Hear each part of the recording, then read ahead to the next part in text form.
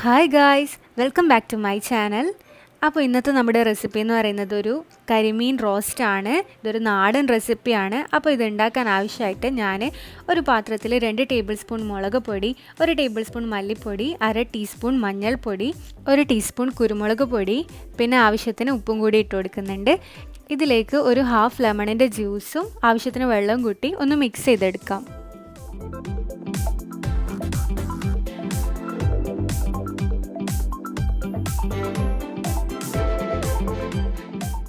ഇതിലോട്ടേക്ക് 1/2 table spoon ginger garlic paste ഇട്ട് കൊടുക്കുന്നുണ്ട്. അപ്പോൾ ഈ മസാല മീനിലേക്ക് നന്നായി തേച്ച് പിടിപ്പിക്കാം.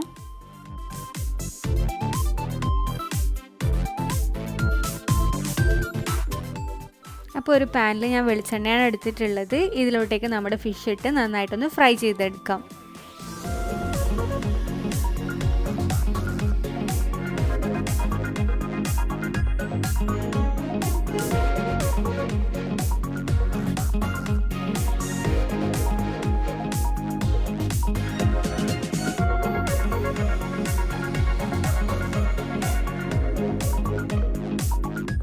അപ്പോൾ ഫിഷ് ഇവിടെ ഫ്രൈ ആയി വന്നിട്ടുണ്ട്.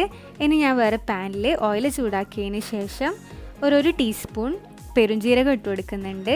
ഇതിലോട്ടേക്ക് 3 സവാള ഇട്ട് നന്നായി വഴറ്റിയെടുക്കാം. ഇതിലോട്ടേക്ക് ആവശ്യത്തിന് ഉപ്പ് ഇട്ട് കൊടുക്കുന്നുണ്ട്.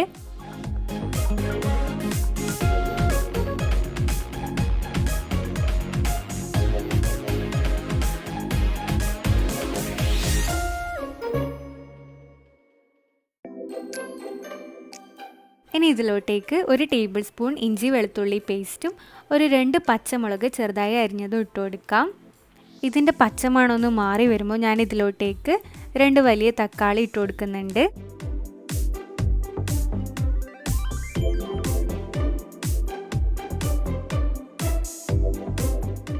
ഇതിലോട്ടേക്ക് ഞാനൊരു 2 തണ്ട് കറിവേപ്പില ഇട്ട് കൊടുക്കുന്നുണ്ട്.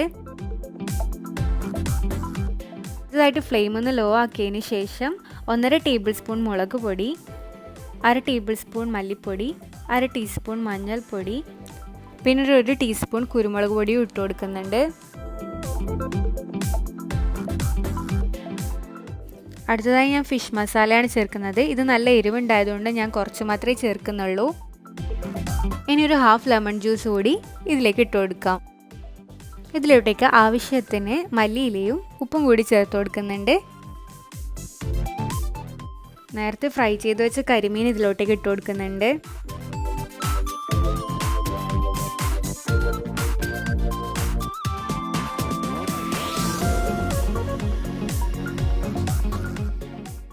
ഇനി ഇതിൻ്റെ മുകളിലായിട്ട് കറിവേപ്പില കൂടി ഇട്ട് കൊടുത്ത് 5 മിനിറ്റ് മൂടി വെച്ച് വേവിച്ചെടുക്കാം.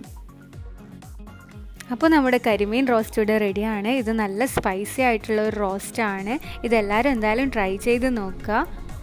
അപ്പോൾ ഈ വീഡിയോ ഇഷ്ടമായെങ്കിൽ എന്തായാലും ലൈക്ക് ചെയ്യുക, ഷെയർ ചെയ്യുക. സബ്സ്ക്രൈബ് ചെയ്യാതെ കാണുന്നവരുണ്ടെങ്കിൽ എന്തായാലും സബ്സ്ക്രൈബ് ചെയ്യാൻ മറക്കരുത്. Thank you for watching.